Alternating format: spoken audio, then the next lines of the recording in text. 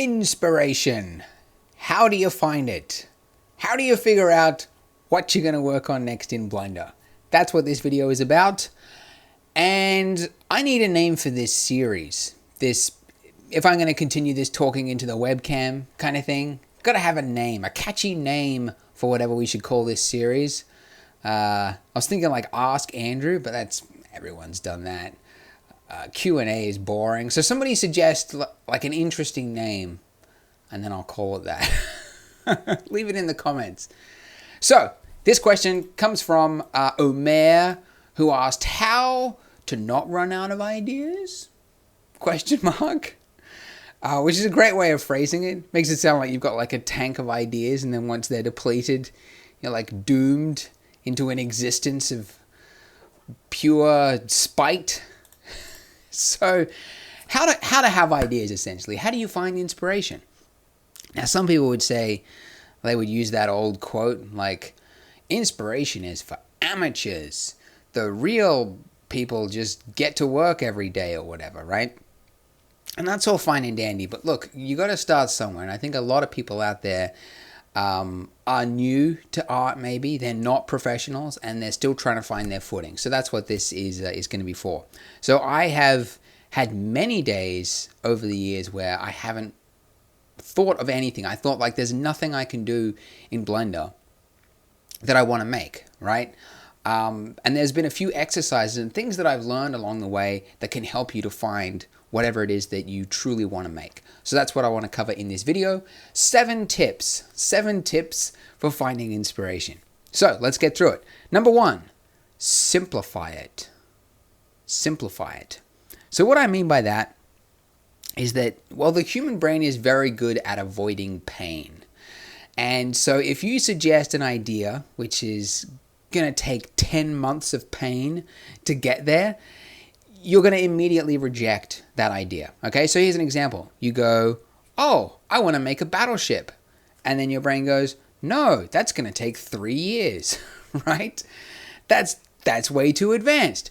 You immediately then dismiss the idea because you go, oh, that's going to take too long. So you don't even really register it as an idea. So simplify it means essentially give yourself a deadline. Okay, directly related to the last video, we talked about deadlines as well.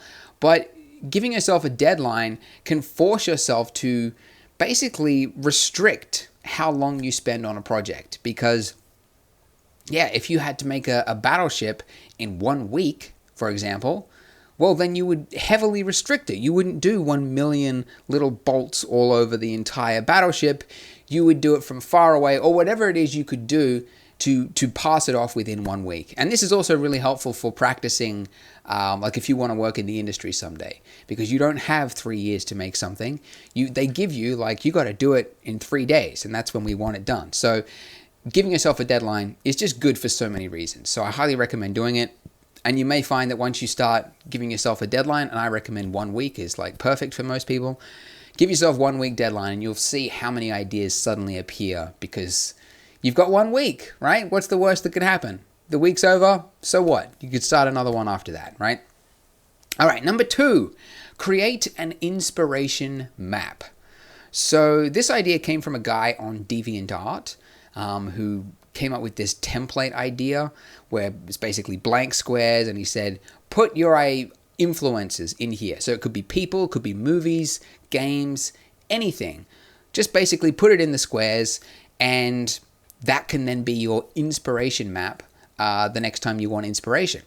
And I love it. I really love that idea because often there are things in the back of your mind that when you think about it, you have so many ideas. But then when it comes to sit down in front of the computer, you can't remember them. So basically having one location where you've got everything that you love that speaks to you is really handy.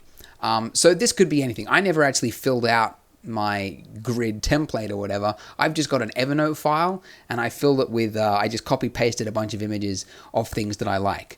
So as an example, as a reference for things that are in my inspiration map, I've got Breaking Bad, Japan, being alone in a cabin in the woods, rain on a window, UFOs, K-pop fashion, Antarctica, Mad Max, Firewatch, Alex Roman, right? So those things probably won't make sense to a lot of you. You're like, what? K-pop fashion? How does that possibly...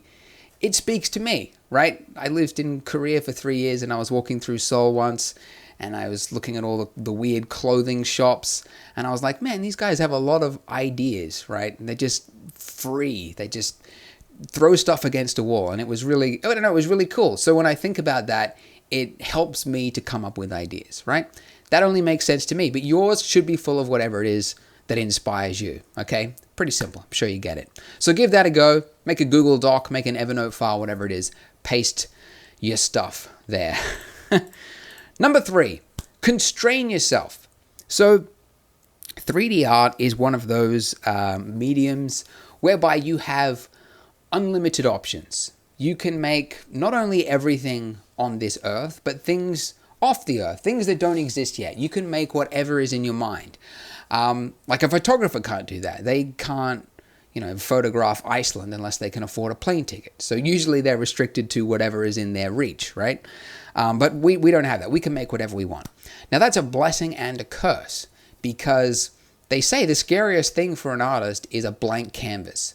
Because, what do you do? Should you put a dot there? Was that dot in the wrong spot? Maybe I should put it over there. Like, there's just so many options that it's paralysis, basically.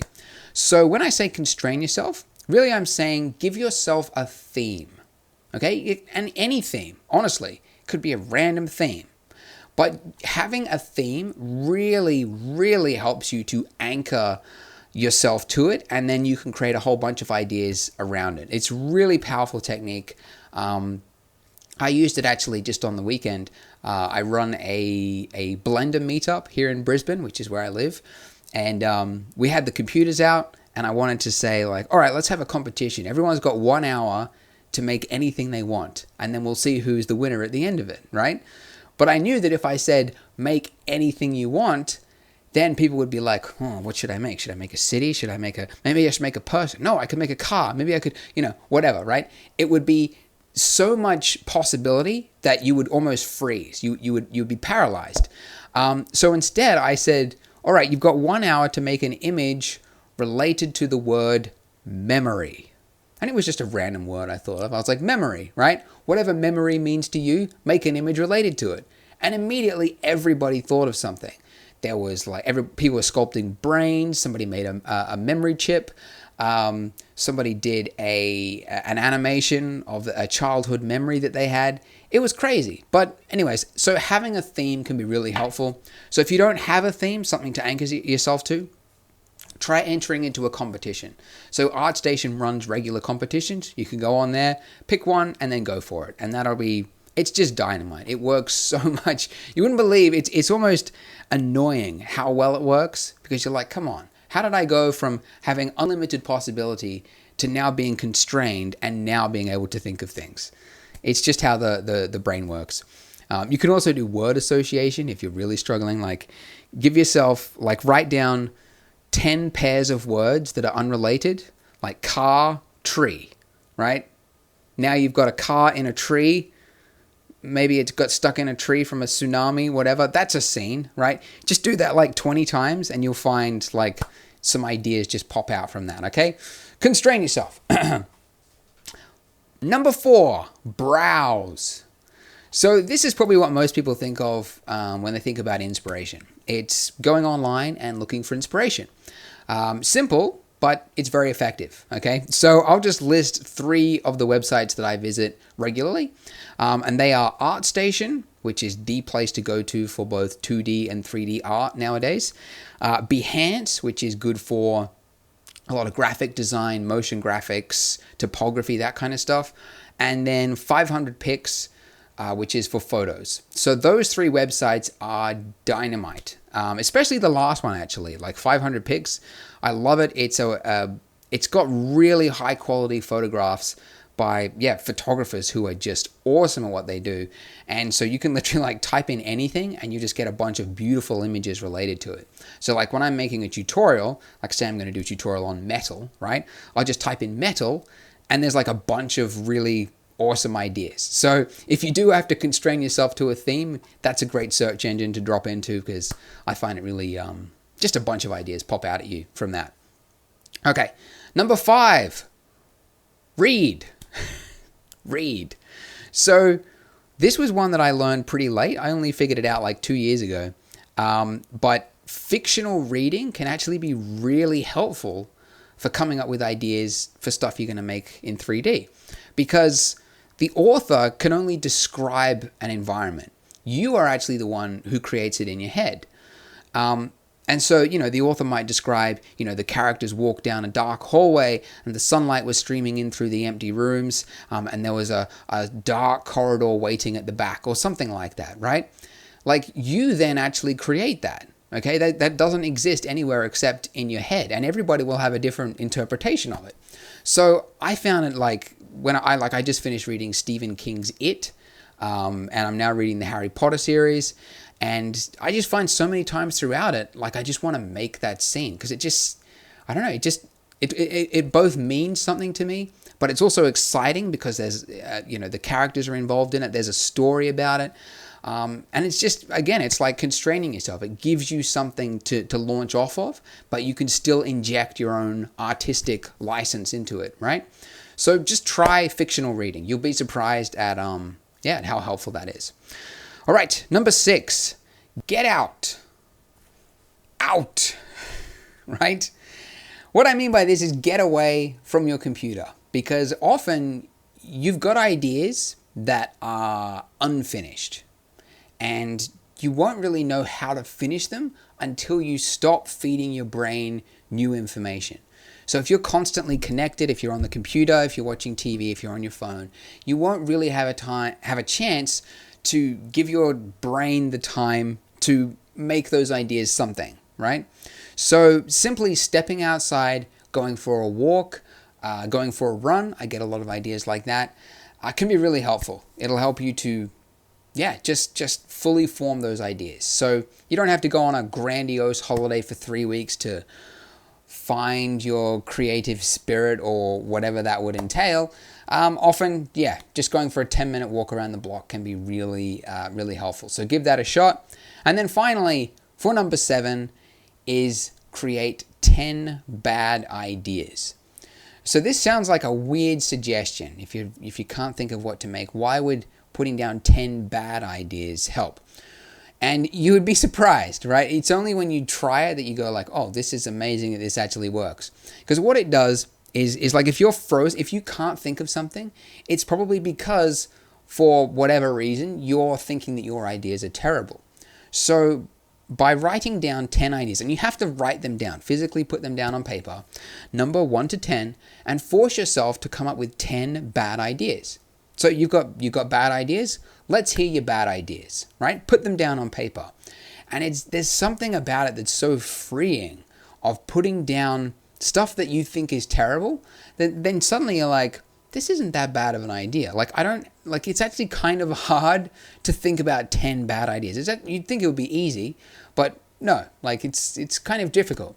So put it down on paper, and then what you'll find afterwards, or even during the process, you might think like, actually, this is not such a terrible idea. This is actually such a cool idea, right?